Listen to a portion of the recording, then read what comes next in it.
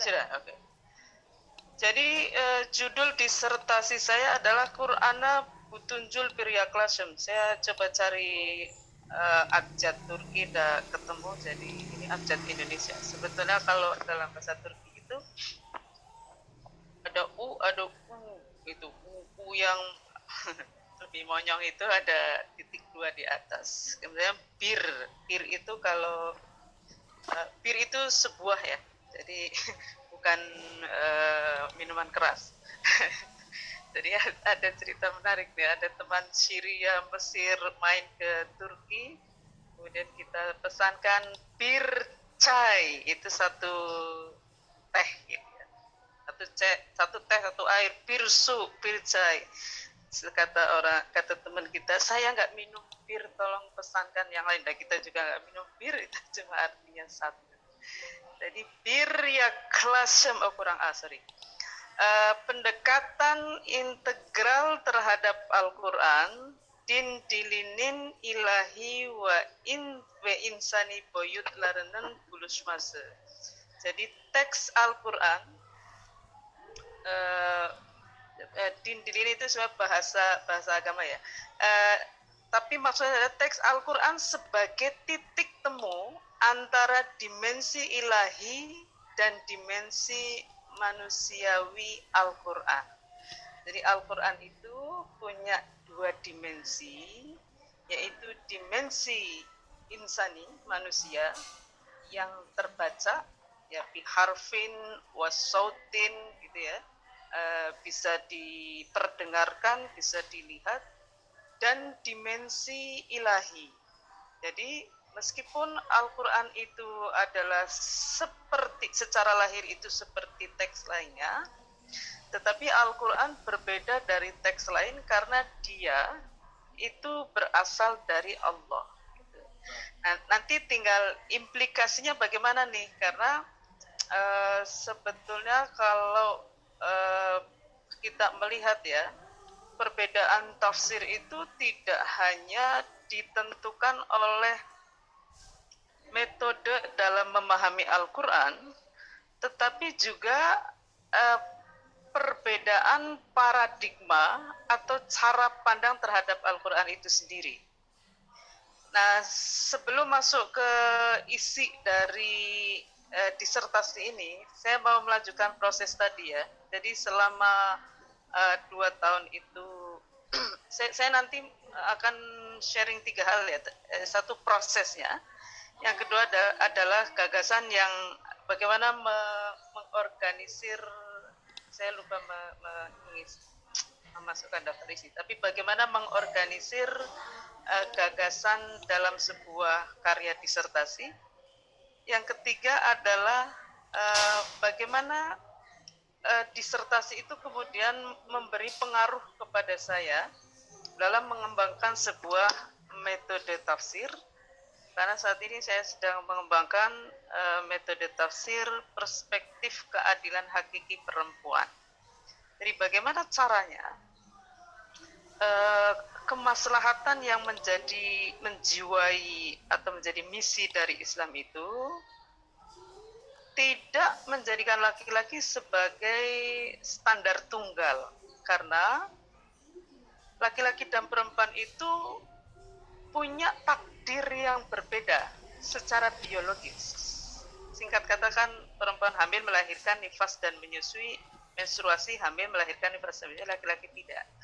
Maka kemaslahatan Al-Quran bagaimana caranya bisa menjangkau pengalaman perempuan yang tidak dialami laki-laki ini. Itu sangat terpengaruh sekali atas apa yang ditulis dalam disertasi ini. Dan setiap kali menulis karya tulis seperti ini ya, ini kan karya tulis yang agak serius gitu. Beda dengan artikel, apalagi status media sosial.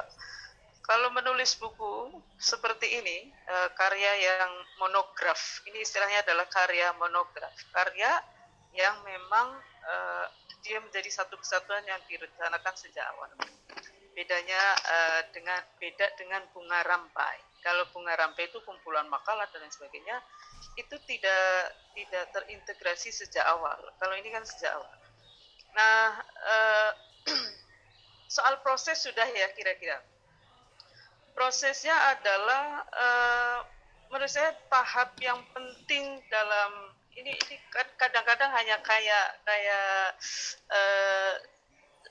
tahapan yang sangat formal ya, mengumpulkan data, pertama kan mengumpulkan data nih dalam setiap penelitian.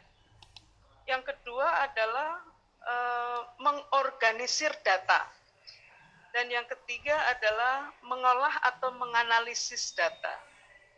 Maka pertama setelah kita yakin menemukan sesuatu yang kita sangat tertarik sekali untuk meneliti. Jadi jangan meneliti sesuatu yang ujung-ujungnya itu orang sudah tahu itu. Sehingga ngapain diteliti? Misalnya hanya deskriptif.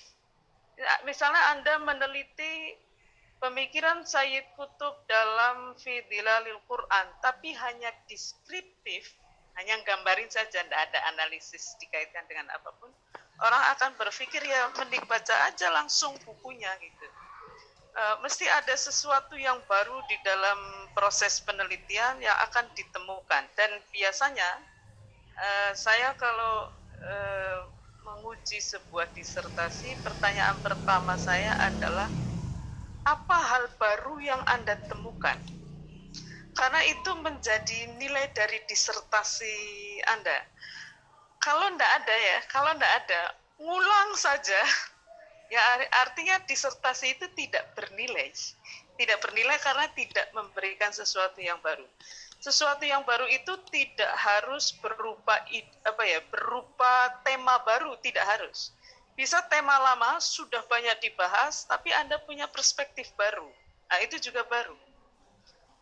Atau dikaitkan dengan hal yang berbeda, itu juga baru.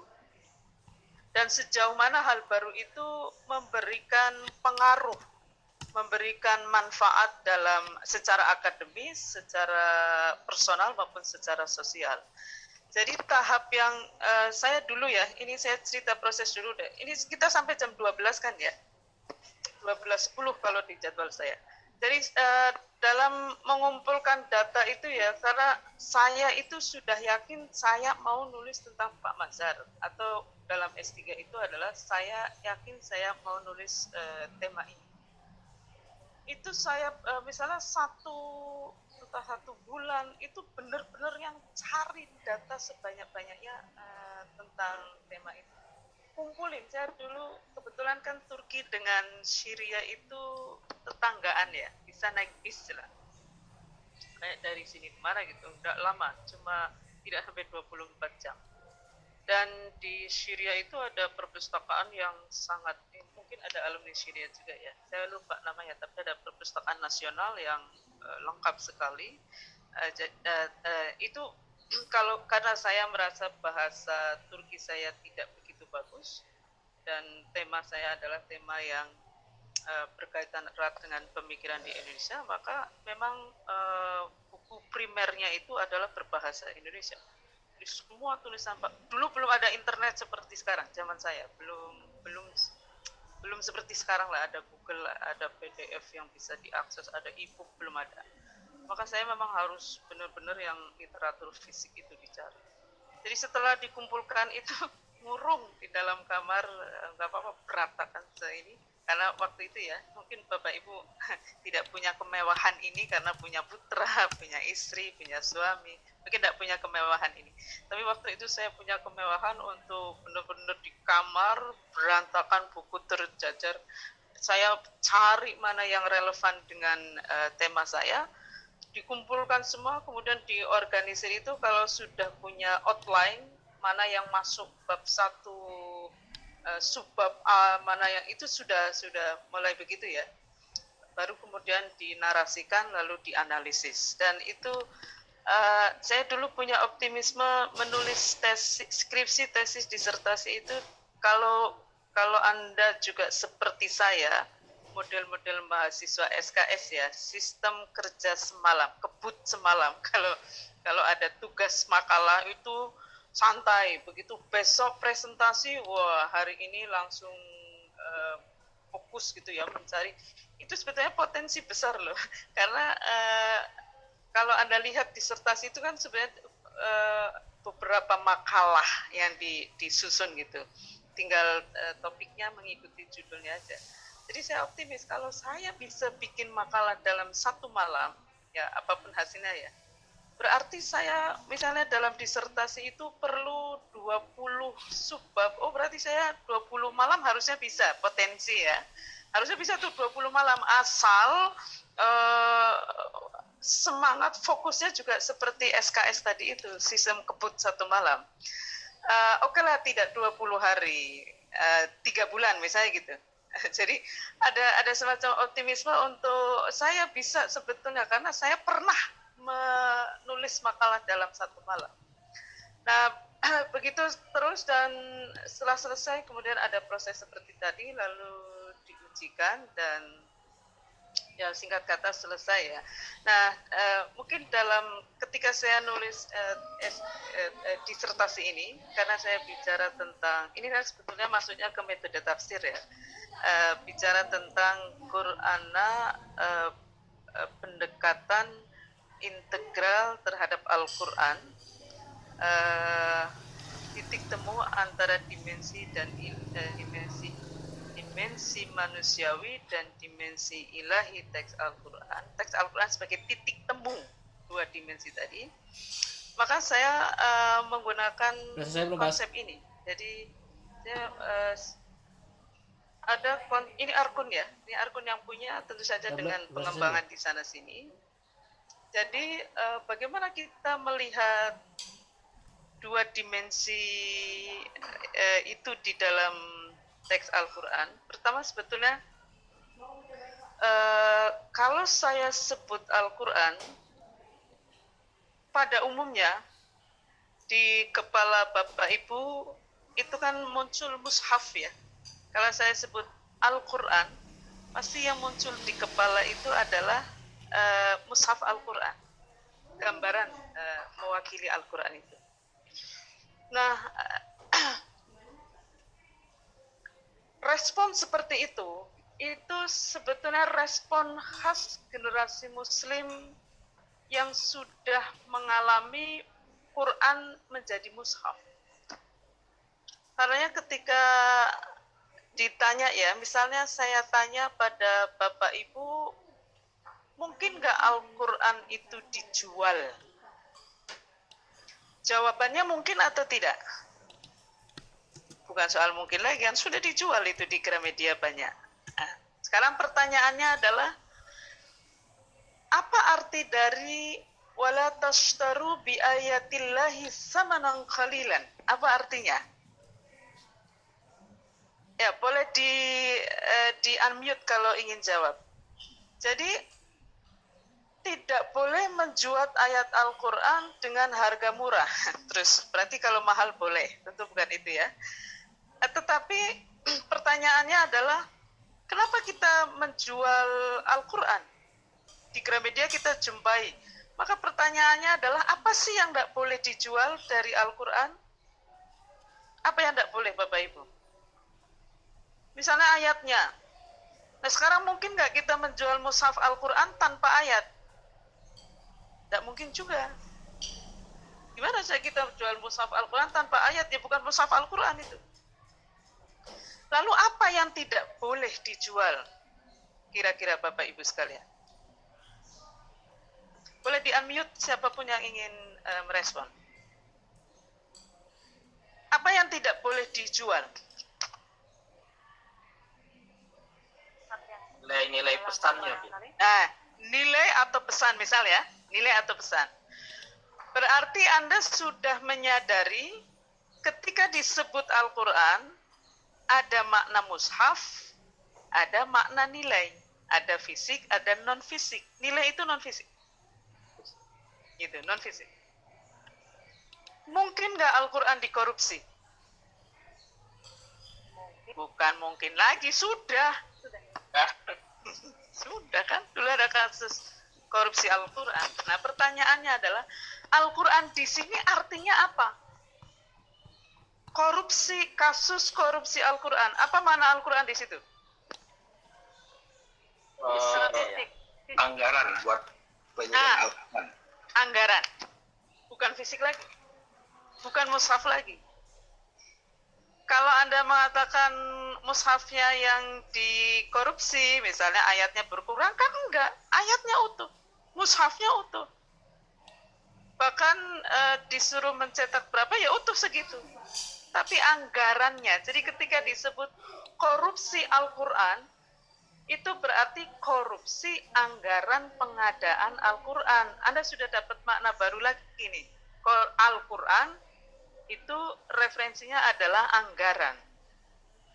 Karenanya ketika disebut Al-Quran itu orang sebetulnya mengacu kepada asumsi yang berbeda-beda. Sangat mungkin ya, Al-Qurannya sama, tapi maksud dari kata Al-Quran itu bisa berlapis-lapis.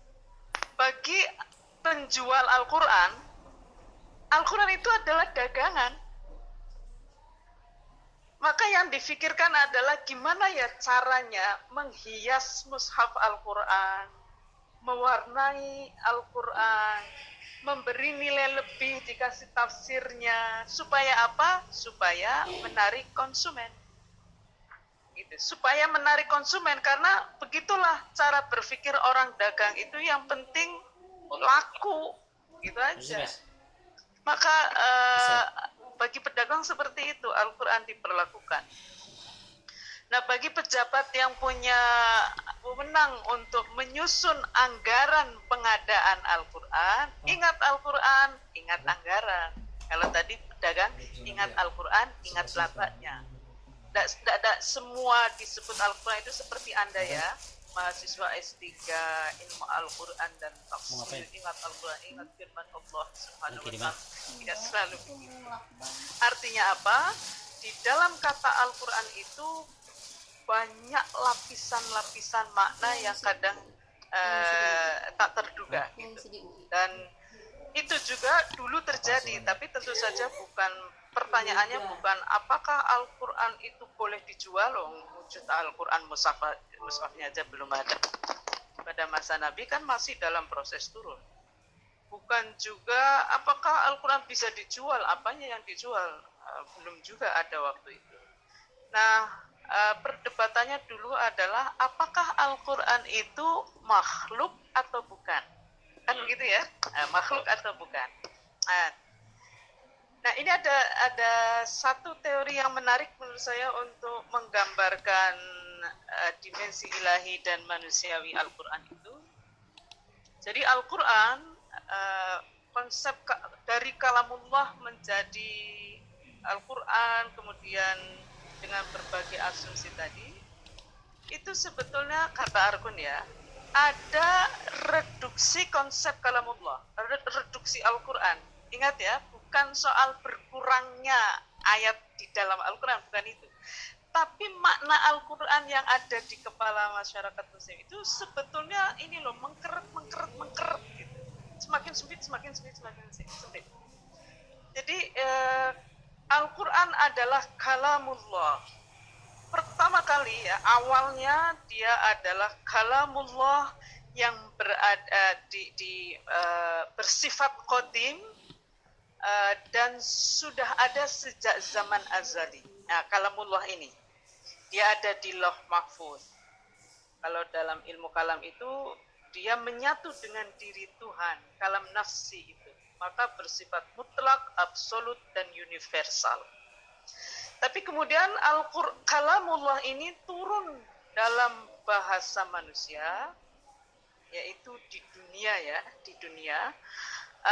Dan karena tidak ada satupun bahasa manusia yang bisa difahami oleh seluruh manusia secara serentak, maka memilih salah satu bahasa itu menjadi keniscayaan. Maka ada banyak kitabullah, kita mesti beriman kepada kutub. Ya, kutub itu kitab-kitab. Ada Taurat, Injil, Zabur, Zabur dulu ya, Zabur, Taurat, Injil, Al-Quran. Bahasanya berbeda-beda, dan Al-Quran karena turun di Jazirah Arabia, maka dia berbahasa Arab. Ini bahasa manusia lalu menyempit lagi bahasa Arab. Mengapa? Karena bahasa Arab itu hanya salah satu saja dari sekian, nggak tahu itu jutaan bahasa manusia ada di dunia. Lalu menyempit lagi menjadi bahasa lisan. Bahasa lisan itu lebih sempit tentu saja, lebih sempit dalam arti pengertiannya itu lebih spesifik dari bahasa Arab itu kan luas sekali. Tapi begitu bahasa lisan itu kapan? Yaitu ketika turunnya. Karena apapun proses pewahyuan Al-Quran, ujung-ujungnya adalah dinarasikan dalam bahasa lisan melalui lidah Rasulullah. Ya. Bahasa lisan itu apa bedanya dengan bahasa tulis? Di dalam bahasa lisan itu ada peristiwa bahasa, ada konteks yang hidup melatari munculnya ayat yang dalam bahasa lisan itu. Jadi dalam sejarah Al-Quran tidak ada itu informasi bahwa dari langit melayang-layang berupa mushaf lalu ditangkap oleh Rasulullah, kan tidak ada. Jadi perbedaan bahasa lisan dan bahasa tulisan, misalnya sekarang ini saya sedang menggunakan bahasa lisan dan ada peristiwa bahasa. Kita sama-sama tahu ya bahwa saya ngomong begini konteksnya adalah kuliah online, masing-masing ada di tempat masing-masing. Saya sedang menjelaskan tentang pengalaman disertasi saya. Kita sama-sama tahu, misalnya di Indonesia sedang tidak ada perang, sama-sama tahu tidak ada kelaparan, sama-sama tahu sedang ada pandemi. Tapi kalau ucapan saya ini dituliskan, nah ini proses berikutnya adalah bahasa tulis, maka peristiwa bahasa menjadi hilang. Peristiwa bahasa menjadi hilang sehingga teks itu seperti otonom ya, dia bisa memberi pengertian yang berbeda dari ketika bahasa lisan itu muncul. Al-Quran bukan Al-Qurannya ya, Al-Qurannya asli dari awal sampai akhir. Ini soal persepsi manusia tentang Al-Quran. Nah, bahasa tulis itu kapan? Resminya adalah ketika Al-Quran dimushafkan, itu menjadi resmi sebagai bahasa tulis Al-Quran.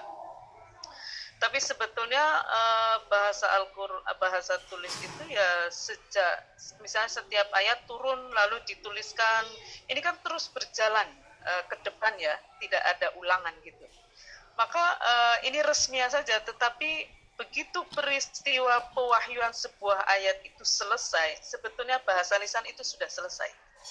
Karena di masa Rasulullah juga ada gap pemahaman di mana para sahabat itu bisa berbeda pendapat tentang sebuah ayat yang sama ya. Karena yang satu menyaksikan turunnya, yang satu tidak, yang satu menyaksikan penjelasan dari Rasulullah, yang satu tidak. Nah, begitu menjadi bahasa tulis, resminya adalah mushaf Utsmani itu, maka peristiwa bahasa hilang, lalu berkembang lagi menjadi bahasa mufassir. Al-Quran itu apa? Sebagaimana yang dijelaskan oleh mufassir. Maka apa itu Al-Quran? Penjelasan mufassir gitu. Nah, problem utama dalam pemahaman Al-Quran, kata Arfun, adalah ketika bahasa Al-Quran jadi referensinya adalah bahasa mufassir itu, tafsir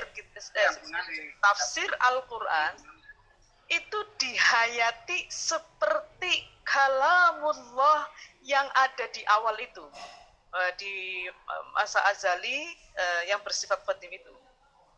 Itu problemnya. Jadi Al-Quran yang yang sebetulnya adalah tafsir mufassir itu dipandang, dihayati sebagaimana kalamullah. Sehingga tafsir yang sebetulnya sangat relatif karena dipahami oleh manusia, itu dihayati sebagai sesuatu yang mutlak, absolut, dan universal. Sampai sini bisa dimengerti karena ini soal mental dalam berinteraksi dengan Al-Quran. Jadi Al-Quran itu sebetulnya masyarakat sedang dijelaskan.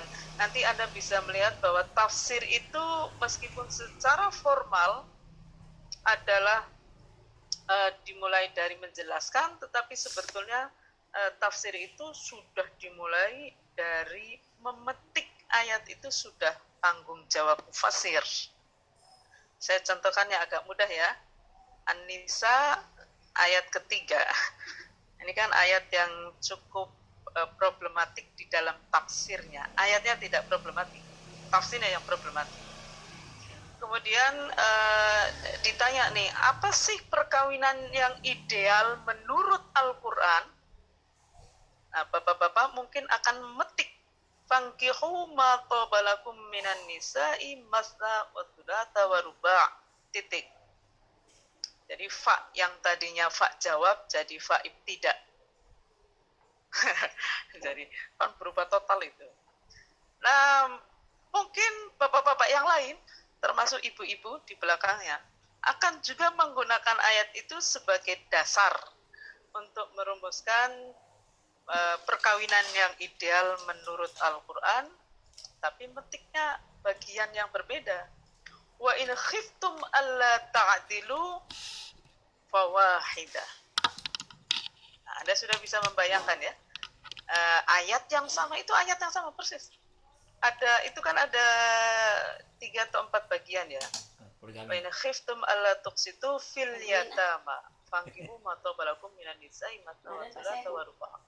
Wa in khiftum alla ta'dilu fawahidatan aw ma malakat aymanukum dzalika adna an la ta'u. Jadi kalau dipetik fankihu sampai fankihu ma tabalakum minan nisa'i matna wa thulatha wa ruba', Anda menyimpulkan perkawinan yang ideal adalah poligami. Tapi kalau wa in khiftum alla ta'dilu fawahidah, monogami yang adil. Nah, ini contoh saja bahwa sebetulnya di level tafsir Al-Quran dalam bahasa mufassir itu ada banyak sekali kemungkinan-kemungkinan yang muncul. Tetapi kadang fanatisme madhab ya, kita mungkin tidak mengalami fanatisme madhab di mana perbedaan madhab itu bisa yang sampai pertumpahan darah. Dan itu ada di dalam sejarah Muslim kan terjadi. Bagaimana nasib Imam Ahmad bin Hanbal semasa hidupnya karena berbeda pendapat dengan penguasa. Nah, fanatisme mazhab menurut Arkun ya, itu memang menjadi jadi Arkun itu punya pandangan yang menarik.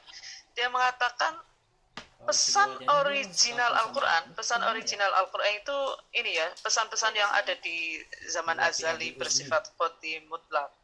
Misalnya tentang tauhid, tentang kemaslahatan, tentang keadilan, tentang kelestarian alam, tentang kesetaraan manusia dan lain sebagainya yang sebut saja sebagai cita kebaikan mutlak. Jadi dia memang yang menjadi cita-cita tertinggi dari Al-Quran, dari Islam. Itu tidak kelihatan karena mata kita tertutup oleh debu-debu ideologis, kata Arkun. Dan salah satu debu ideologis yang sangat kuat itu adalah fanatisme madhab. Nah, saya sebelum ke sini, saya mau ke sini dulu. Jadi melihat tadi itu proses perkembangan Al-Quran dari kalamullah yang bersifat mutlak, absolut dan universal dengan bahasa mufassir yang bersifat relatif dan tidak mutlak karena dia adalah dari manusia, maka kita bisa membayangkan begini. Teks Al-Quran itu adalah titik temu dari 2 dimensi tadi.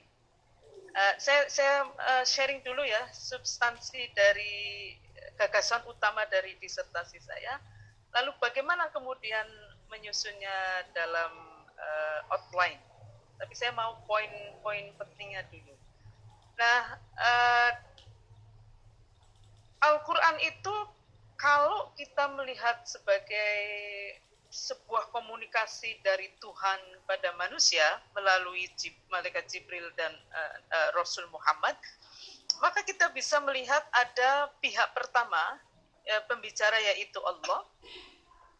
Dan Allah punya pesan yang tadi kalau mau dirumuskan ya, cipta kebajikan universal tadi ya, seperti tauhid, kemaslahatan semesta, di dalamnya ada keadilan, kesetaraan, kemanusiaan, dan lain sebagainya.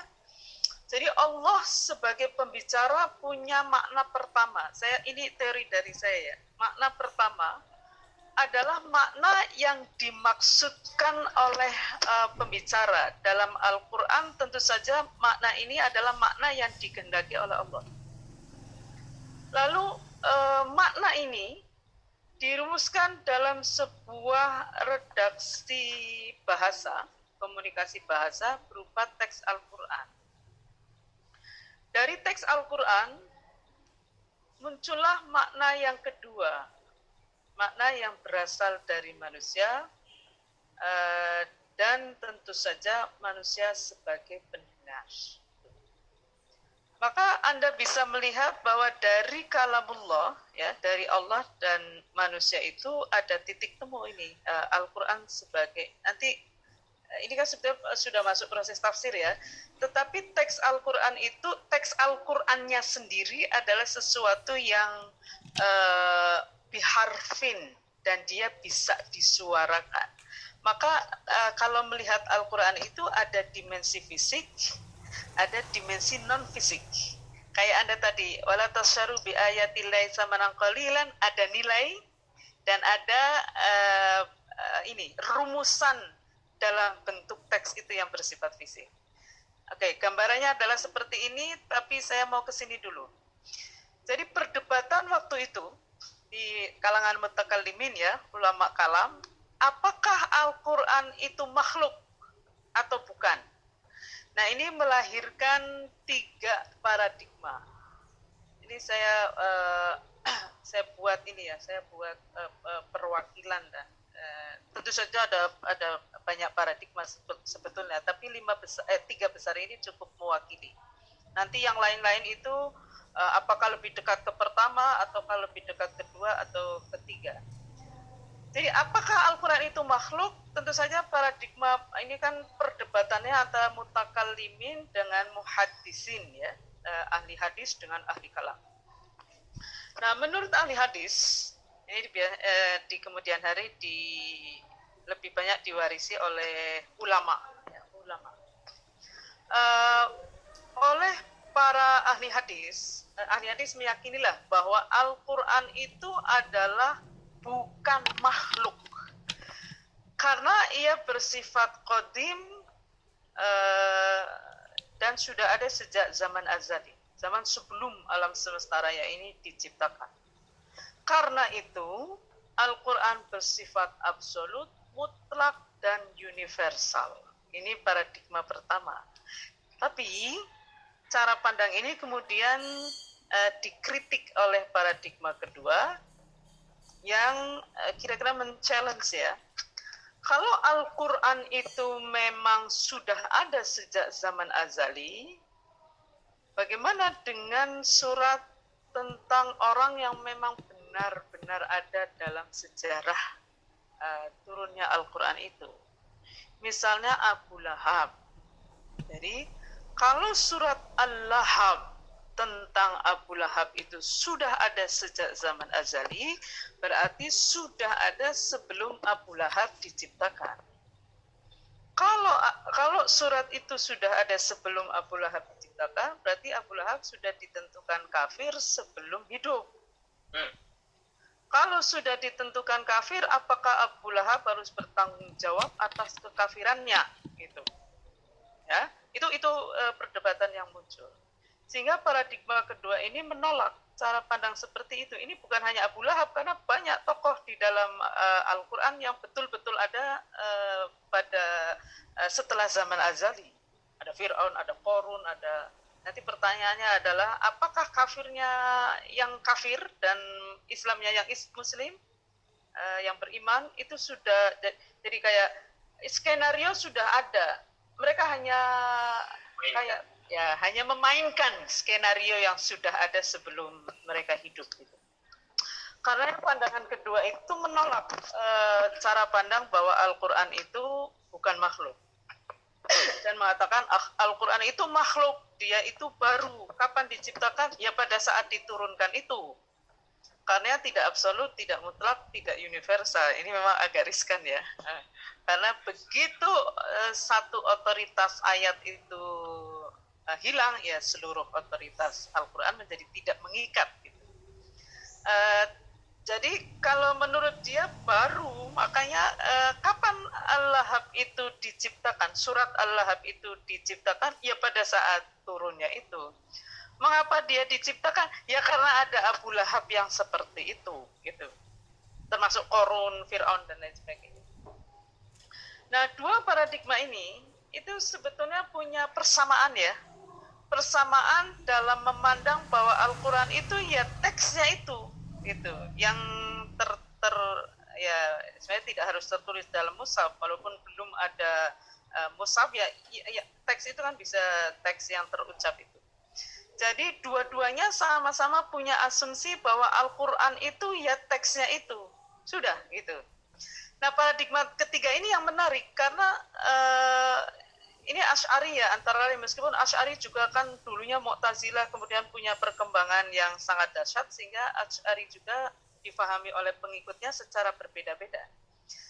Nah, menurut ini paradigma ketiga, kalau ada pertanyaan Al-Quran itu makhluk atau bukan, kayak tadi saya tanya ya, Al-Quran bisa nggak dijual? Maka Anda mulai berpikir kan, Al-Quran apanya nih? Apakah nilainya ataukah mushafnya? Kalau mushafnya boleh dijual, ganti jasa lah, jasa mencetak. Tapi kalau nilainya tidak boleh dijual. Artinya apa menjual nilai itu? Menjual nilai itu seperti ini, menjual otoritasnya. Bapak Ibu mau korupsi itu halal atau haram? Kalau mau halal, saya carikan dalilnya. Gampang, Wanipiro gitu. Wanipiro. Ini jangan ditiru ya, ini logika yang keliru. Tapi ini efektif untuk menenangkan Anda ketika Anda mau korupsi, tapi kok dihantui oleh dosa. Jadi, ada kesempatan korupsi, Anda ingin korupsi, gimana cara ini biar dah halal, biar dah haram. Saya dikasih tahu oleh siapa ya Pak Profesor siapa itu di UIN, saya lupa, beliau orang filsafat. Tapi masuk akal walaupun ada cacat logika. Dia mengatakan begini, Manja bil hasanati falahu asyru amsali wa man jaa bis sayyiati fala yujza illa mislaha. Bapak-bapak korupsi 10M, sedekahkan 1M. Sedekah 1M, pahalanya 10M. Anda masih punya 9M halal. Ini secara literal benar ya, secara cuma ada cacat logika. Mengapa cacat? Di mana letak cacat logikanya? Coba Anda bisa menemukan nggak cacat logika dalam penggunaan ayat ini? Di mana letak cacat logikanya? Kalau Anda tidak dihadapkan pada kesempatan korupsi saja, tidak bisa tidak bisa mendeteksi cacat logika, apalagi kalau di depan Anda ada kesempatan korupsi, makin susah mendeteksi. Apa kira-kira cacat logikanya? Wong mau bersedekah kok dengan cara yang batil, artinya dengan memakai sesuatu yang haram, maka tidak akan menghapuskan. Nah, betul. Jadi, betul. Sedekah 1M dengan uang yang haram itu tidak akan menghapuskan, tidak akan berpahala 10 kali lipat, tapi akan mendapatkan dosa. Dosa 1M. Berarti dosanya nambah 10M sama 1M. yang begini ini ya, bersyukurlah Ibu bisa menemukannya. Tapi kalau dalam situasi, kalau nggak saya korupsi, pasti akan dikorupsi oleh pihak lain. Mending saya korupsi, lalu saya sedekahkan kepada umat. Gitu. Itu bisa terjadi tuh dalam kondisi. Tapi maksud saya adalah, tadi itu ya. Jadi, ayat yang sama sebenarnya bisa karenanya ini saya tadi lagi ngomongin apa ya kok sampai sini. Oh, soal ini ada teks, ada nilai, gitu ya. Tadi ada teks, ada nilai. Ini adalah contoh bagaimana memperjualkan nilai Al-Quran. Nah, di paradigma ketiga ini, ketika ditanya Al-Quran itu makhluk atau bukan, juga tanya balik, mana yang Anda maksudkan dengan Al-Quran? Apakah fisiknya ataukah pesan yang ada di balik fisik itu, di balik teks ya? Apakah yang Anda maksudkan dengan Al-Quran itu adalah teksnya atau nilai yang ada di balik teks? Kalau nilai yang ada di balik teks, ini sebut saja cipta kebaikan mutlak ya, misalnya pesan tauhid, pesan kemaslahatan rahmatan lil alamin, pesan makarimal akhlak misalnya ya, kemuliaan akhlak, pesan kemaslahatan bagi semesta, pesan tentang keadilan, itu qadim. Dia bukan makhluk. Sudah ada sejak zaman azali, bersifat absolut, mutlak, dan universal. Tapi kalau yang Anda maksudkan dengan Al-Quran itu adalah lafadznya, maka dia baru. Gitu. Sehingga dalam paradigma ketiga ini sudah ada kesadaran untuk membedakan antara lafadz Al-Quran dengan pesan yang ada di baliknya. Nah, beda ya dengan yang 1 dan 2 itu tidak ada kesadaran itu. Kalau dalam kesadaran dalam yang ketiga itu ada. Nah, tesis saya ini tentu saja nanti berpengaruh kepada relasi teks dengan relasi teks dan perubahan sosial. Kalau yang paradigma pertama, realitas atau perubahan sosial harus tunduk pada ayat.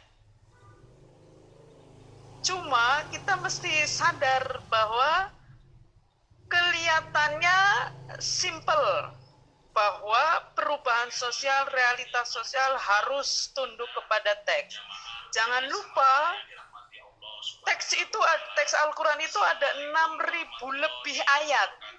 Maka ketika ada orang mengatakan harus sesuai dengan Al-Quran, kita bisa bertanya ayat yang mana dari 6.000-an itu.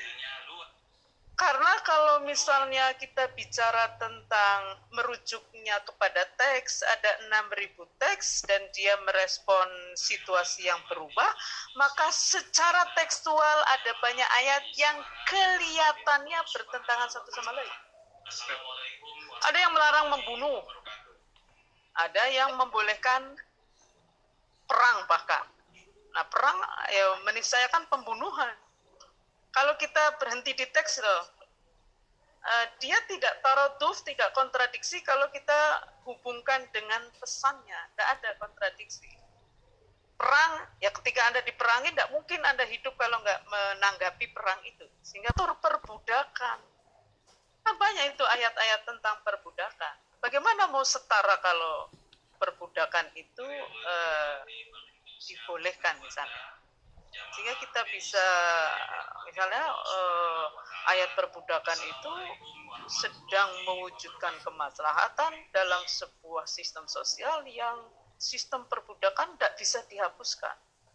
Maka pesan universal dari ayat perbudakan itu adalah hapuskan perbudakan.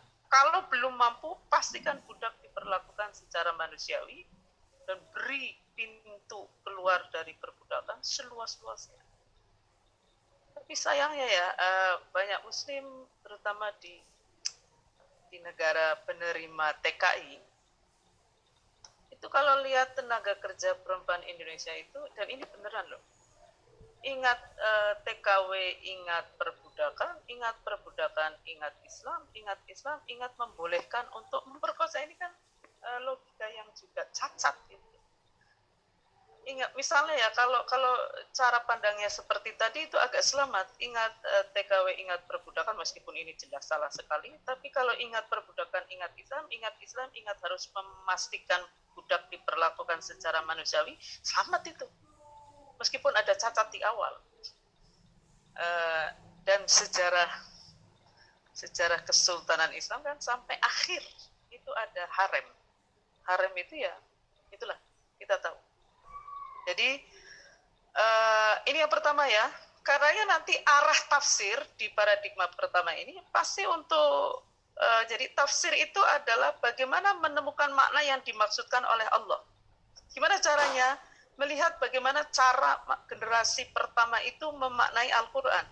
Sehingga Al-Quran tidak boleh dimaknai berbeda dengan cara generasi awal memaknai Al-Quran. Karena itu makna aslinya, gitu cara berpikir dari, ini yang disebut dengan quasi objektivis. Karenanya dilacak asbabun nuzulnya, dilacak ayat lain mengartikan itu seperti apa, meskipun itu nanti dikritik oleh paradigma kedua. Nah, paradigma kedua karena meyakini bahwa Al-Quran itu makhluk, ini juga harus diwaspadai ya. Maka cara melihat teks dengan perubahan sosial itu, teks harus tunduk pada perubahan sosial. Sehingga nanti teks itu kayak jadi legitimasi saja. Sesuatu inferior, teks menjadi inferior karena hanya difungsikan sebagai pembenaran atas perubahan sosial yang ada. Misalnya ketika IAIN menjadi UIN ya, itu kan banyak ilmu umum yang diajarkan di UIN dan banyak dosen umum yang kebingungan karena teori-teori sains ditanyakan hubungannya dengan ajaran agama. Maka ada satu UIN yang menempuh cara begini. Saya dengar ya, entah benar atau tidak. Mata kuliah umum itu diampu oleh 2 dosen, yaitu dosen disiplin ilmu dan dosen agama. Apa tugas dari dosen agama? Mencarikan dalil atas teori-teori yang berkembang di sains. Kebayang nggak betapa inferiornya Al-Quran itu? Karena Al-Quran hanya melegitimasi. Bayangkan cari ayat untuk sebuah teori sains itu tidak gampang. Begitu ketemu ayatnya, ini teori sudah berubah lagi. Apa nggak puyeng itu? Cari lagi ayat.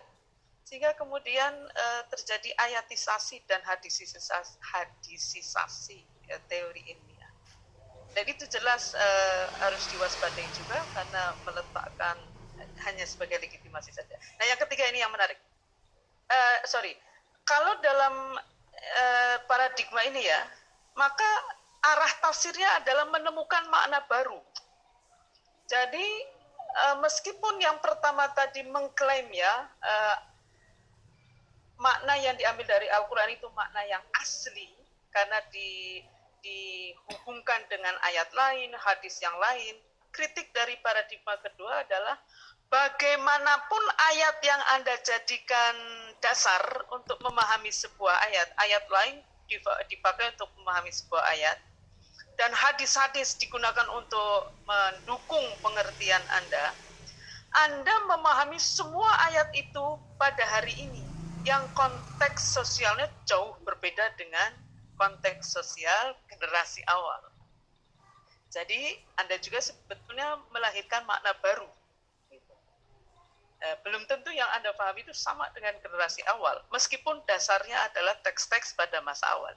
Karena itu di paradigma kedua ini kira-kira begini, arah tafsirnya adalah Al-Quran itu turun untuk semua zaman dan masa, maka generasi awal itu tidak bisa menjadi, pengetahuan dan pengalaman generasi pertama itu tidak bisa menjadi satu-satunya standar dalam memahami Al-Quran, karena masyarakat muslim itu pengetahuan dan pengalamannya terus berkembang. Jadi biarkan masyarakat muslim generasi berikutnya untuk mengeksplorasi petunjuk dari Al-Quran sesuai dengan pengalaman dan pengetahuannya yang terus berkembang. Justru harus ditemukan sebanyak-banyaknya sehingga petunjuk Al-Quran itu terus berkembang, gitu kira-kira. Dan kritik atas paradigma yang pertama, paradigma kedua pada paradigma pertama itu, kalau Al-Quran Al-Quran hanya boleh difahami berdasarkan pengetahuan dan pengalaman generasi awal, maka petunjuk Al-Quran yang semestinya punya potensi ibarat pohon ya, dia bisa petunjuknya itu berkembang setinggi-tingginya dan serimbun-rimbunnya, karena hanya dibatasi dengan pemahaman generasi awal, maka pohon petunjuk Al-Quran itu menjadi terbonsai. Jadi mungil, tidak boleh dipahami dengan cara yang lain, hanya boleh satu itu saja. Indah tapi fungsinya hilang. Gitu. Petunjuk Al-Quran menjadi tidak berkembang. Nah, paradigma kedua itu menolak cara pandang itu dan justru temukan seluas-luasnya, gunakan pengetahuan dan pengalaman masyarakat muslim yang terus berkembang itu untuk sebagai modal untuk berinteraksi dengan ayat Al-Quran, kemudian menemukan petunjuk-petunjuk baru yang mungkin dulu bahkan belum terfikirkan oleh generasi awal. Nah, yang ketiga ini yang menurut saya menarik, saya sendiri lebih memosisikan diri di yang ketiga ini. Seperti tadi disampaikan ya, ada fisik, ada non-fisik dari Al-Quran itu, ada pesan universal yang menjiwai ayat Al-Quran, maka ketika ditanyakan apakah teks tunduk pada realitas ataukah realitas tunduk pada teks, maka ada kesadaran realitas sosial itu terus berubah. Bayangkan sudah 1400 tahun lebih antara masa turunnya Al-Quran dan sekarang, dan teks juga terus berubah. Teksnya tetap, tapi jangan lupa teks itu selalu difahami oleh manusia melalui proses tafsir, dan tafsir itu dinamis juga. Jadi teks tetap, tapi teks selalu dipahami melalui proses tafsir. Maka teks sesungguhnya juga dinamis. Perubahan sosial dinamis juga. Sesuatu yang dinamis tidak bisa bersandar pada sesuatu lain yang dinamis juga. Gimana mau bersandar kalau dia berubah terus? Maka dua-duanya tidak bisa saling menyandarkan diri. Sehingga dua-duanya dalam paradigma ketiga itu mesti didasarkan pada cita kebaikan universal tadi, yang tauhid, kemaslahatan, keadilan, kemanusiaan, dan lain sebagainya. Teks maupun realitas, teks dalam praktiknya adalah tafsir, harus tunduk pada kemaslahatan amah ya, atau kerahmatan semesta, makarimal akhlak. Perubahan sosial juga harus tunduk pada nilai itu. Jadi dua-duanya itu harus dikontrol. Jangan karena berdasarkan Al-Quran lalu otomatis dia maslahat, belum tentu. Karena teks itu ada di tangan mufasir yang belum tentu punya komitmen tinggi pada kebaikan bersama. Kebaikan diri sendiri mungkin. Maka teks yang pasti ada di dalam penafsiran orang atau kelompok tertentu tetap harus dikritisi apakah sejalan dengan misi Al-Quran untuk rahmatan lil alamin dan misi Islam untuk makarimal akhlak atau tidak. Kalau tidak, maka tidak valid sebagai tafsir. Begitu juga perubahan sosial, jangan karena dia itu kelihatannya, misalnya hak asasi manusia, tentu saja itu menjunjung tinggi kemanusiaan. Cuma dalam prakteknya, apakah hak asasi manusia itu selalu untuk kepentingan kemanusiaan? Ya belum tentu juga, maka juga harus dikawal gitu. Perubahan sosial dan tafsir itu sama-sama harus dikritisi untuk tidak bertentangan dengan makna Al-Quran atau tadi itu cita kebaikan mutlak, makna yang dari Allah. Karena itu teman-teman semua ya, kalau ini lebih fokus kepada bagaimana makna asal, yang kedua itu bagaimana makna baru, yang ketiga ini yang disebut dengan kuasi objektif subjektivis, itu adalah kalau mau menafsirkan Al-Quran temukan makna asalnya, tapi jangan berhenti di situ. Gunakan itu sebagai pijakan untuk mengelaborasi makna baru yang mungkin muncul dari Al-Quran. Jadi dua-duanya itu sama-sama dapat ruang untuk dipertimbangkan secara proporsional. Oke ya, jadi kalau di sini di mana letak disertasi saya? Saya sebetulnya mengembangkan ini yang dari paradigma ketiga ini, karena ini kan hanya menyebutkan lafaz dan makna. Nah, saya dalam disertasi itu membedakan antara makna satu, yaitu makna yang berasal dari Allah, dan makna dua, makna yang berasal dari manusia. Dan makna yang dimaksudkan oleh paradigma ketiga sebagai sesuatu yang absolut, mutlak, dan universal itu hanyalah makna pertama, bukan makna kedua ini. Karenanya dalam disertasi itu kira-kira saya mau gambaran singkatnya begini. Mungkin teman-teman juga pernah baca bukunya Ahmad Wahib ya. Saya terinspirasi, tapi saya terinspirasi salah satu catatannya. Tapi saya redaksikan sendiri supaya lebih mudah difahami. Misalnya ada pertanyaan begini. Bagaimana caranya kita bisa tahu makna Al-Quran menurut Allah? Jadi saya ingin tahu Al-Quran menurut Allah. Kemudian saya baca fi dhilalil Quran. Tapi yang saya temukan hanya makna Al-Quran menurut Sayyid Qutb sebagai penulis ya tafsir itu. Saya buka Al-Manar, lagi-lagi saya hanya menemukan Al-Quran menurut Muhammad Abduh dan Rashid Ridho. Saya buka langsung Al-Quran, lagi-lagi saya hanya menemukan Al-Quran menurut saya sendiri. Jadi di manakah Al-Quran menurut Allah? Jawabannya adalah di dalam Al-Quran sebagai dirinya. Sebagai dirinya, itulah Al-Quran menurut Allah. Begitu kita petik, kita jelaskan, ya itu sudah Al-Quran menurut kita. Maka sudah masuk makna kedua. Sedangkan kitanya sebagai pendengar, sebagai pihak kedua.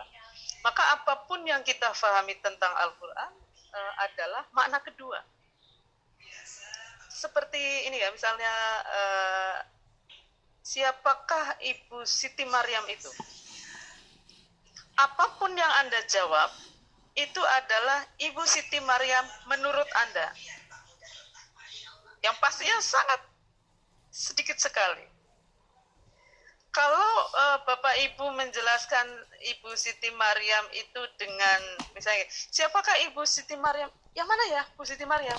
Itu loh yang kulitnya, hidungnya, tinggi badannya, bajunya, kacamatanya. Itu berarti Anda mengenali Ibu Siti Maryam hanya secara fisik.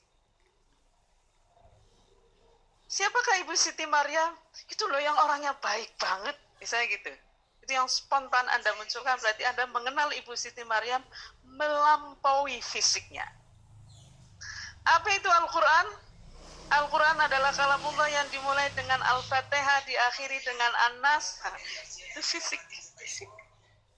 Apa itu Al-Quran? Al-Quran adalah kitab suci yang memerintahkan keadilan. Nah, itu sudah melampaui fisik. Karena nanti itu akan berpengaruh pada sesuatu itu sesuai dengan Al-Quran atau tidak. Misalnya Ibu Siti Maryam ya, punya saudara kembar identik persis banget. Ibu Siti Maryamnya baik, kembar identiknya itu nuakalnya enggak kira-kira. Sebaliknya dari Ibu Siti Maryam. Kalau Bapak Ibu mengenali Ibu Siti Maryam secara fisik, pasti akan mengatakan saudaranya sama persis. Kenapa? Karena yang dilihat fisiknya. Tapi kalau yang dilihat adalah non-fisik, tadi ya, Bu Maryam baik banget, yang satunya jahat banget, Bapak Ibu akan mengatakan gak mirip sama sekali, bahkan bertentangan. Gitu juga tentang Al-Quran. Kalau kita lihatnya fisik, sesuatu sesuai atau tidak dengan Al-Quran, Bapak Ibu akan cari teksnya mendukung atau tidak. Sementara kita tahu teksnya itu ada 6.000 lebih. Tapi kalau Bapak Ibu lihat Al-Quran sebagai misalnya kitab tentang tauhid dan kemaslahatan semesta, sesuatu itu sesuai dengan Al-Quran atau tidak, ya itu. Misalnya misalnya dua saja ya, misi Islam yang itu juga menjadi misi dari Al-Quran, menjadi anugerah, bukan musibah, dan makarimal akhlak, menyempurnakan liutammima makarimal akhlak itu menyempurnakan akhlak mulia. Jadi akhlak mulia itu disempurnakan, bukan direduksi. Maka Bapak Ibu akan melihat sebuah tafsir itu valid atau tidak, ya tinggal dicegat aja hasil akhirnya itu menjadi anugerah atau musibah. Mendorong orang untuk berakhlak mulia atau sebaliknya. Ini contoh ya dari bagaimana dampak cara pandang kita terhadap tafsir. Jadi, dalam sejarah keilmuan Islam, Bapak Ibu bisa melihat ya, kalau mayoritas, misalnya gini, apakah sesuatu itu sesuai Islami atau tidak? Bapak Ibu pasti akan lihat ya, ujung-ujung, saya tidak memastikan ya, tapi umumnya kalau ini Islami atau tidak sih sebuah tindakan, itu kan respon spontannya biasanya adalah haram, halal, mubah, sunnah, makruh, misalnya gitu ya, 5 itu. Itu sebetulnya fikih banget gitu. Jadi kesadaran keislaman kita itu sangat fikih sekali. Kesadaran seperti ini, fikih itu dibangun dengan paradigma teks. Teks dia superior dibandingkan realitas. Artinya Al-Quran dalam hal ini adalah teks, itu punya otoritas yang sangat tinggi sekali dibandingkan realitas misalnya. Meskipun realitas dipertimbangkan, tapi ujung-ujungnya adalah bagaimana Al-Quran dan hadis misalnya melihat ayat itu. Paradigma ini, kalau dalam pandangan saya ya, dalam skema ini, itu lebih menitik beratkan pada aspek ilahi. Aspek ilahi dari Al-Quran. Aspek ilahi itu dalam konteks tadi, teksnya itu dia bersifat ilahiyah seutuhnya. Nah, kalau para pemikir modernis, Bapak Ibu lihat ya, kayak Arkun, Hanafi, Nasr Hamid, dan lain sebagainya, itu lebih melihat Al-Quran pada dimensi manusiawinya. Al-Quran itu punya sejarah loh, punya konteks sosial loh. Maka konteks ayat itu harus dikembalikan. Kalau Bapak Ibu baca bukunya Fazlur Rahman contohnya ya, itu kan ada double movement nih, memahami ayat itu. Kembalikan dulu pada kita melakukan 2 gerakan. Pertama, gerakan dari masa kini ke masa lampau ketika Al-Quran turun. Lalu kita melihat itu dialektika antara teks dengan realitas sosial waktu itu. Sehingga kemudian kita ambil kesimpulan pesan-pesan umumnya, itu yang kita bawa ke hari ini. Nah, kalau itu, ini hampir mirip semuanya ya, kayak Mahmud Muhammad Toha, tapi dia menggunakan term ayat makiyah dan madaniyah, di mana konsep nasakh itu dibalik Bapak Ibu. Kalau dalam sistem pengetahuan Islam klasik, ayat madaniyah itu menjadi payung, sehingga kalau punya petunjuk berbeda dengan ayat makiyah, maka ayat madaniyah yang diprioritaskan. Kalau Mahmud Muhammad Toha membaliknya, sehingga ayat makiyah yang justru menjadi payung, ayat madaniyah kalau dipahami dalam realitas sosial yang berbeda kemudian melahirkan ketidakadilan, maka ini yang harus ditunda. Itu sebenarnya sama, prinsip dasarnya adalah nilai universal itu nah itu sebetulnya kalau pengetahuan Islam klasik menitik beratkan pada ilahi, para pendekatan modernis itu pada aspek manusiawi dari teks Al-Quran. Mari kita lanjutkan ya, ada beberapa. Oke, dan lalu pertanyaannya sebenarnya begini, mungkinkah apa yang dipahami oleh manusia itu sesuai dengan apa yang dikehendaki oleh Allah? Itu sama saja kalau dalam komunikasi sekarang ini kan saya sebagai pihak pertama, Anda pihak kedua ya. Pertanyaan pertama mungkin adalah, apakah yang Anda pahami itu pasti sama dengan yang saya maksudkan? Jawabannya apa? Tentu tidak. Belum tentu, bukan tentu tidak. Belum tentu. Artinya bisa sama, bisa tidak. Gitu. Bagaimana cara memastikan pemahaman Anda sama dengan pemahaman saya? Jawabnya adalah konfirmasi. Tanyakan langsung ke saya, Bu, apakah maksud Ibu adalah, kan begitu ya. Nah, di dalam komunikasi Allah dengan manusia melalui Al-Quran itu, ada pertanyaan yang sama adalah, apakah pemahaman manusia itu tentang Al-Quran pasti sama dengan kehendak Allah? Jawabannya belum tentu. Bisa sama, bisa tidak. Nah, bagaimana memastikannya? Ini problemnya. Problemnya tidak bisa memastikan. Maka kemudian ulama membuat kriteria tentang tafsir yang valid. Ada sekian kemampuan yang harus dimiliki. Bisa bahasa Arab, bisa ini dan lain sebagainya. Cuma kritik atas kriteria itu adalah kriteria itu tentu saja mencerminkan paradigma pertama tadi ya, tentang tafsir itu adalah memahami Al-Quran sebagaimana Allah kehendaki, dan itu melalui generasi awal. Sehingga harus tahu bahasa Arab, dan lalu memahami Al-Quran bagaimana Allah menghendaki, habis itu laksanakan. Kalau melarang ya jauhi, kalau memerintahkan ya jalankan. Tapi dalam paradigma kedua, Al-Quran itu tidak hanya soal tafsir, mohon maaf ya.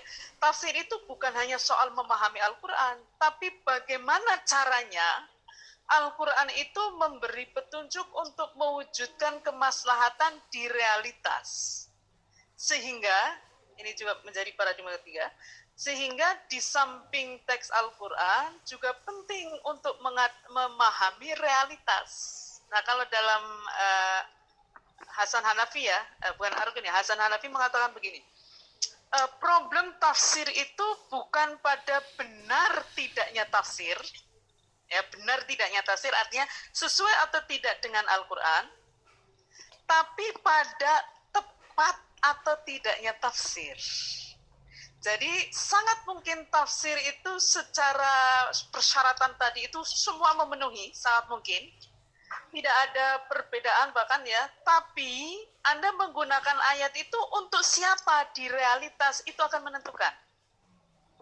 Jadi bukan soal benar tidaknya, tapi tepat atau tidaknya. Problem tafsir di situ. Karena bagi Arkun, tafsir Hasan Hanafi, tafsir itu harus membebaskan manusia dari belenggu problem kemanusiaannya. Sedangkan tafsir itu bisa ganda, bisa memperparah problem, bukan Al-Qur'annya ya, tafsir ini bisa juga mengatasi problem. Saya contohkan yang mudah adalah Innallaha ma'as-sabirin. Ini contoh ayat yang tidak diperdebatkan pengertiannya. Tidak diperdebatkan pun bisa tidak tepat gitu. Misalnya gini, Anda membawa ayat itu dalam konteks, dulu kan ada ya kenaikan BBM itu. Kemudian ada iklan, Anda ingat nggak ya? Ada iklan masyarakat dengan figur tokoh agama, lalu tokoh agama itu mengatakan begini, menjadi bangsa yang maju kita harus berjuang, dan dalam berjuang kita harus sabar. Tapi iklannya itu si tokoh agama bicara dengan nelayan yang miskin, dengan tukang gorengan, dengan petani, rakyat kecil. Sehingga pesan sabar dalam Al-Quran ditujukan kepada rakyat kecil yang sudah lama sabar dengan penderitaan hidupnya, bukan ditujukan pada penguasa.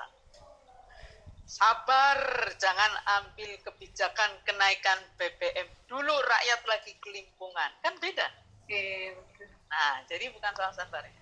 Termasuk dalam poligami, siapa yang sering diperintah untuk sabar oleh tokoh agama adalah istri. Mengapa bukan bapak-bapak? Sabar Pak, kalau istrinya sakit keras tidak bisa melayani, ayo cari nafkah lebih keras lagi biar dapat duit banyak ngobatin istrinya. Ini istri sudah sakit keras, ibu-ibu harus sabar, carikan istri yang lain buat suami. Gimana ini lagi sakit sekarat, makin sekarat cepat mati nanti. Sementara suami yang sehat walafiat, tidak sakit, malah diberi jalan keluar gitu. Nah, ini yang sedang megap-megap tidak diberi jalan keluar. Jadi bukan soal benar dan salah, tapi soal tepat atau tidak. Itu menentukan kira-kira begitu. Sehingga validitas tafsir itu tidak hanya ditentukan oleh, kalau dalam paradigma ketiga ya, tidak hanya ditentukan oleh seberapa ayat mendukung, seberapa banyak hadis mendukung, tapi tafsir itu berujung caci maki, misalnya ya, berujung hujatan, berujung fitnah, berujung propaganda, atau berujung sebaliknya mendamaikan yang sedang bertikai, kemudian mendorong semua pihak di dalam masyarakat untuk cooling down, misalnya kalau lagi panas gitu ya. Atau justru membensini, langsung gitu. Itu akan menentukan valid atau tidaknya.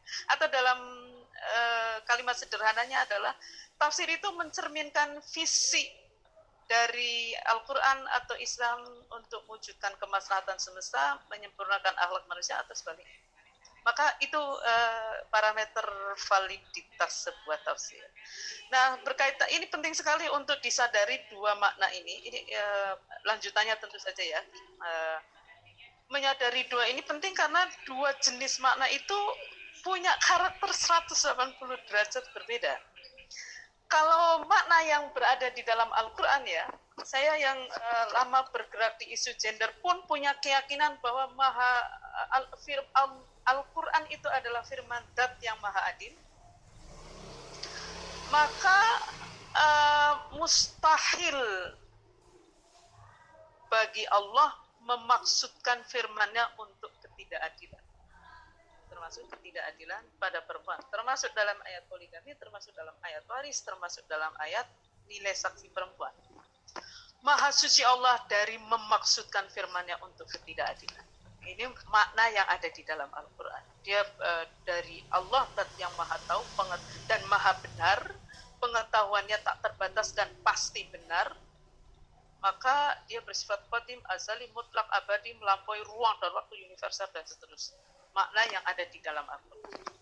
Tetapi tafsir atau makna kedua itu berasal dari manusia, pengetahuannya terbatas, bisa benar, bisa salah, dan berkembang. Sehingga tafsir itu ya baru relatif berada dalam dimensi ruang dan waktu tertentu, tidak mutlak dan kontekstual. Sebaliknya dari yang atas. Maka kalau dalam misalnya ya, maksud Allah memaksudkan firman-Nya untuk kemaslahatan, untuk kerahmatan bagi semesta, menjadi anugerah bagi semesta, dan mendorong manusia untuk bersikap mulia, berakhlak mulia. Tapi tafsir tidak selalu begitu. Allah tidak punya kepentingan lain selain itu kira-kira ya. Tapi manusia kan bisa punya kepentingan yang berbeda. Bicaranya macam-macam, terbungkus dengan isu agama. Oh ternyata ada kepentingan bisnis mungkin, ada kepentingan politik mungkin, ada kepentingan status quo dan lain sebagainya. Jadi karena manusia ya itu ini ya karakter manusia ya begitu. Makanya kita hanya cukup menyadari itu artinya adalah mewaspadai tafsir sebagai sesuatu yang sangat mungkin bertentangan dengan maksud Tuhan. Nah ini soal ini saja ya. Oke lah ini. Nah ini saya kira ini perkembangan yang kemudian dari disertasi. sebelum sampai sini, seingat saya dulu saya bicara tentang dalam ini ya, tentang karakteristik bahasa ya. Jadi Al-Quran bersifat simbolik, cara mengaturnya. Jadi ada landasan tiga saja. Kalau Anda menulis disertasi yang harus ada, bahwa masing-masing itu bisa terdiri dari satu bab atau lebih, itu tergantung kebutuhan. Tapi yang pasti ada tiga bab utama di dalam Al-Quran, di dalam disertasi itu. Satu, bab tentang masalahnya apa itu. Jadi ini harus diperjelas ya. Anda penelitian ini beda tulisan berupa disertasi dan penelitian lainnya dengan karya tulis lain. Penelitian harus berangkat dari masalah. Masalahnya apa? Kalau dalam konteks disertasi saya, masalahnya adalah tidak adanya kesadaran untuk membedakan dimensi ilahi dan manusiawi teks Al-Quran, sehingga tafsir mengarahkan kepada kesadaran bahwa tafsir itu sama dengan Al-Quran itu sendiri. Dan ada teori yang kedua adalah, menurut saya satu ada problem ya. Yang kedua adalah ada bangunan teori yang mau Anda gunakan untuk memotret problem itu. Nah, saya antara lain menggunakan teori tadi itu ya, yang paradigma ketiga itu untuk memotret persoalan kurang besarnya kesadaran untuk melihat Al-Quran dua dimensi sekaligus gitu. Saya teori Arkun tadi, kemudian tiga paradigma tadi, itu teori utama yang saya pakai. Jadi ada persoalan bab tentang masalah, bab tentang teori, yang ketiga adalah bab tentang analisis. Jadi bagaimana menggunakan teori itu untuk melihat persoalan. Nah, setelah itu sebenarnya selesai disertasi saya, lalu itu menjadi dasar bagi pengembangan berikutnya adalah soal tadi ya, perspektif Al-Quran dalam perspektif keadilan hakiki perempuan. Masih ada. Saya ingin juga Anda tanya jawab ya. Dengan meletakkan begini, karena Al-Quran itu adalah salah satu sumber utama bahkan ya di dalam berislam, dan Islam itu punya misi, maka pemahaman atas Al-Quran itu tidak boleh lepas dari misinya. Misalnya gini, Al-Quran itu misinya adalah menjadi anugerah bagi semesta, dan Islam hanya mungkin menjadi anugerah bagi semesta itu kalau manusianya sebagai makhluk yang ditunjuk sebagai khalifah fil ard, memimpin ya, sebagai pemimpin di muka bumi, itu berakhlak mulia. Hanya mungkin Islam hanya mungkin menjadi rahmat bagi semesta kalau manusianya itu berakhlak mulia. Dan yang disebut semesta itu, kalau Bapak Ibu ya, rahmatan lil alamin. Alam itu tidak hanya bumi, bahkan seluruh planet ini adalah alam, bahkan tidak hanya dunia, tapi juga akhirat. Jadi anugerah yang dikehendaki oleh Islam sebagai sistem ajaran itu adalah anugerah seluruh alam. Artinya kita ini diharapkan bisa menempuh hidup yang menjadi anugerah bagi diri sendiri dan sekitar, sesama makhluk, sesama manusia dan sesama makhluk, tidak hanya di dunia, sampai akhirat. Kan alhamdulillahirabbil alamin. Nah, itulah seluas itu. Maka yang kemudian ini ya bahkan manusia yang dikehendaki untuk berubah sikapnya juga bukan hanya seorang muslim, tapi seluruh manusia yang ada di dunia ini. Karena itu ada dua, ini pengembangan ya, saya punya waktu nggak ya? Ini sekitar 4 menit. Sebenarnya saya mau menggambarkan betapa luasnya yang disebut dengan ayat kubro. Karena Al-Quran itu sebetulnya di dalam teori ulama juga kan ada berdasarkan ayat ini ya. Qul law kana al-bahru midadan li kalimati rabbi lanafidal bahru qabla an tanfada kalimatu rabbi walau ji'na bimithlihi madada. walau ji'na bimithlihi madada. Jadi untuk menulis Al-Quran itu tidak perlu sesamudra tinta, cukup satu gelas mungkin. Berarti ada ayat lain, ya, kalimatur Rabbi yang bukan Al-Quran atau tidak dalam wujud Al-Quran. Sehingga para ulama itu punya kategori ayat qauliyah yaitu Al-Quran dan ayat kauniyah yaitu alam semesta raya seisinya. Dan alam semesta raya seisinya kalau Bapak Ibu mau membayangkan itu mikrokosmos ya di dalam diri kita sendiri dan makrokosmos di luar kita. Bayangkan kalau itu dituliskan itu berapa juz jadinya. Nah, Bapak Ibu mau nggak lihat video ini? Sebentar aja ya. Oke. Mari kita lihat dan imajinasikan bahwa alam semesta raya beserta seisinya itu, ini baru yang di dunia ya, belum meliputi yang akhirat.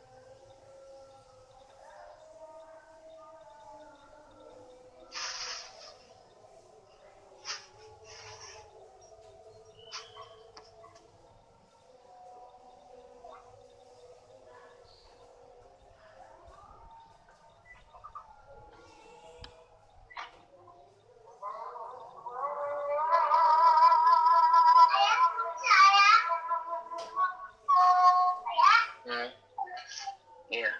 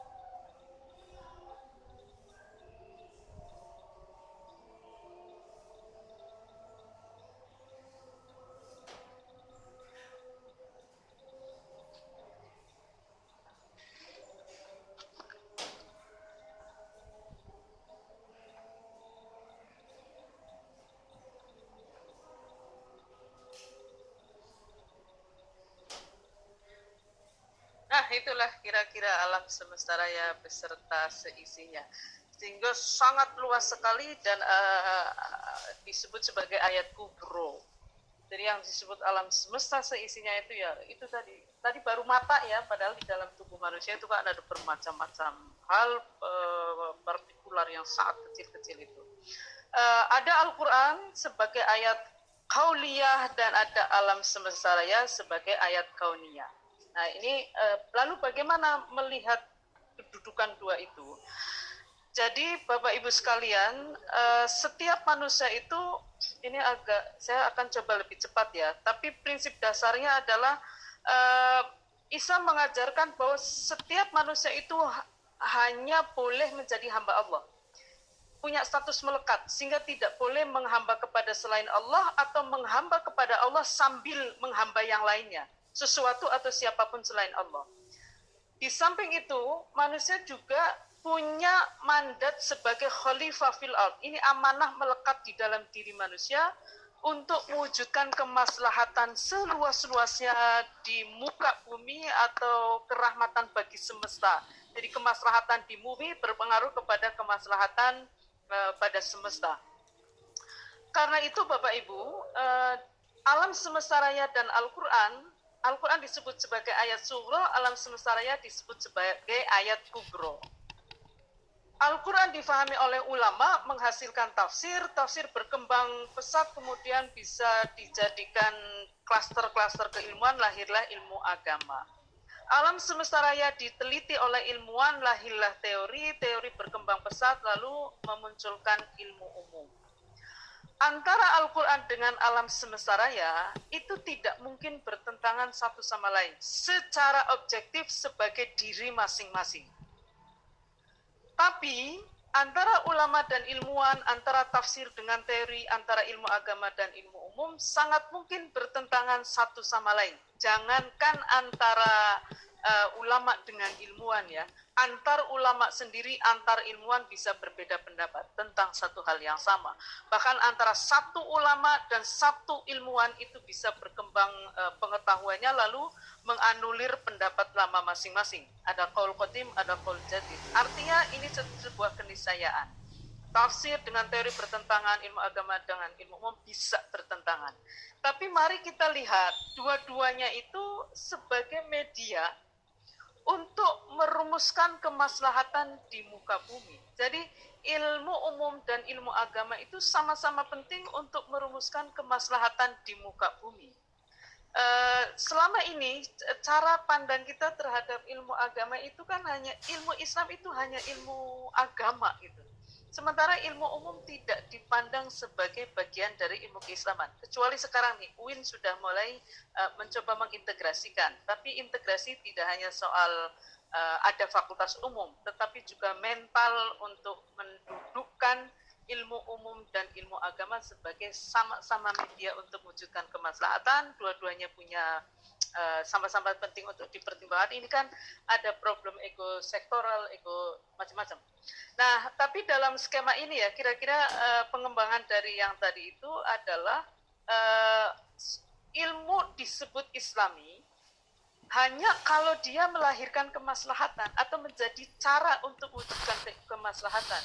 Sehingga ilmu agama, tentu saja ilmu agama, ilmu keislaman ya, kalau disalahgunakan untuk melahirkan kerusakan di muka bumi, maka dia tidak Islami lagi. Sebaliknya ilmu umum, kalau dia menjadi media untuk mewujudkan kemaslahatan di muka bumi, maka dia menjadi ilmu yang Islami. Jadi dua-duanya menjadi media atau alat untuk merumuskan kemaslahatan sebagaimana mandat Islam. Nah itu kira-kira ya Bapak Ibu sekalian, saya tidak ingin memperpanjang lagi supaya ada kesempatan dialog. Ada sekitar, kalau menurut jadwalnya ya, ada 22 menit ini Bapak Ibu. Terima kasih. Jadi kurang lebih seperti itu. Barangkali apa yang bisa kita petik dari materi tadi adalah bagaimana caranya dalam menulis disertasi itu.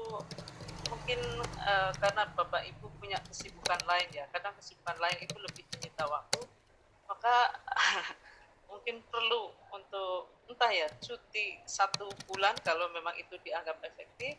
Tetapi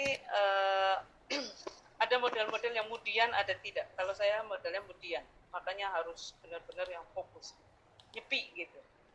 Tetapi menurut saya yang juga tidak kalah pentingnya adalah temukan sesuatu topik yang bagi Bapak Ibu sendiri menarik dan tertarik untuk menggali lebih dalam, sehingga itu bisa menjadi masa penulisan disertasi itu juga sekaligus sebagai titik penting dalam perjalanan hidup Bapak Ibu sekalian, entah mungkin secara pribadi, secara sosial maupun secara akademis.